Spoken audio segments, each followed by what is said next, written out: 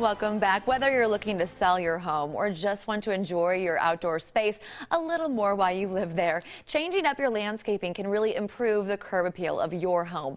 Our Kansas City Live home and real estate expert Elizabeth Sadie is here with some great ideas that anyone can use. Welcome back to the show. Thanks for having me. Now, you recommend looking at our landscaping in a different way as opposed to just adding new plants, maybe pulling back some, taking some out. Why is that? So a lot of times folks think when they want to add value to their landscaping, they think about adding. Well, there's so many times, especially if in a home that's a little older, even if it's just 15 years older, you've got some bushes that someone planted a while back, or maybe a tree that's just become overgrown. And so it's a little bigger than the space maybe allows. So if you can go in and clean up those bushes and maybe even cut them down or remove them, that often is a way to really spice up your curb appeal and maybe start fresh. It's also going to be great with maintaining your home, so it's really important. This is actually a picture of our home, and this is what we had came into last year. So the first phase that we did with our landscaping is we removed the cedar tree here. So as you can see, it's kind of blocking the home, and we needed to get it behind it to maintain the home. It was actually almost resting up on the house. So in order to be able to maintain the siding, we removed that cedar home. So by just removing the cedar tree, it really opened up the face of the house. You can see it better. I mean, neighbors walking by were like, all, amazed just by removing the tree, what kind of a difference it made. And you really took everything out. So phase one was the tree. I work a lot in phases when I talk about landscaping, and I think everyone should on their home. No need to try to tackle everything at once. So last year we removed the cedar tree.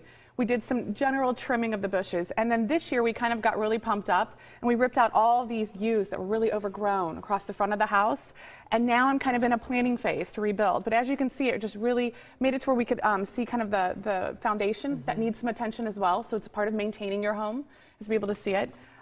So one of the other things I would recommend, though, so now that you've got everything removed, it's great to take your cell phone. So that's a wonderful way to kind of help with planning. And so I would walk out in the yard and take your cell phone and take some pictures of the space that you're going to use. So as you can see, these are ones that I took with my cell phone.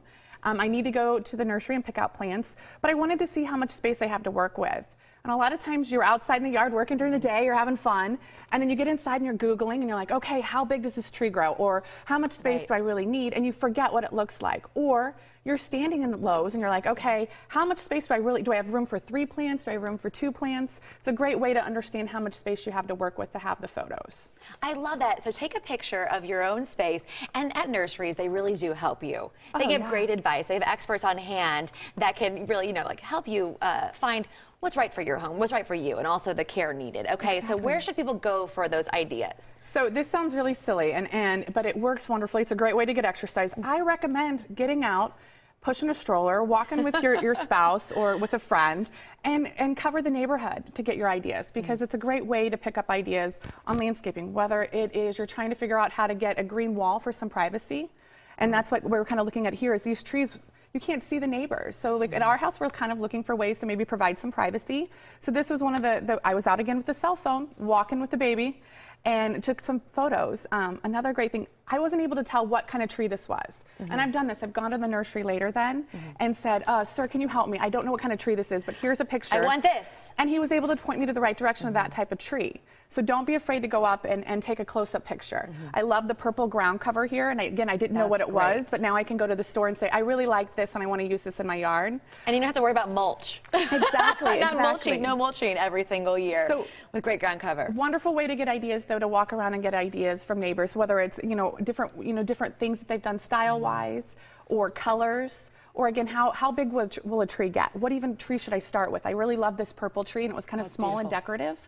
So, and I would recommend if your neighborhood is in a neighborhood that they would have, go walk someone else's neighborhood, and be polite. So if you're taking photos, don't go up in their yard, but maybe from the street, take some photos.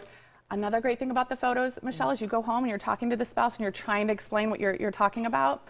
By all means, you can pull up the photo then and say, honey, this is what I mean. I want the trees to line up like this, and sometimes we need that. Get on the same page. Exactly. All right. Well, thank you so much. Some great advice, Elizabeth. Let's check in with Michael.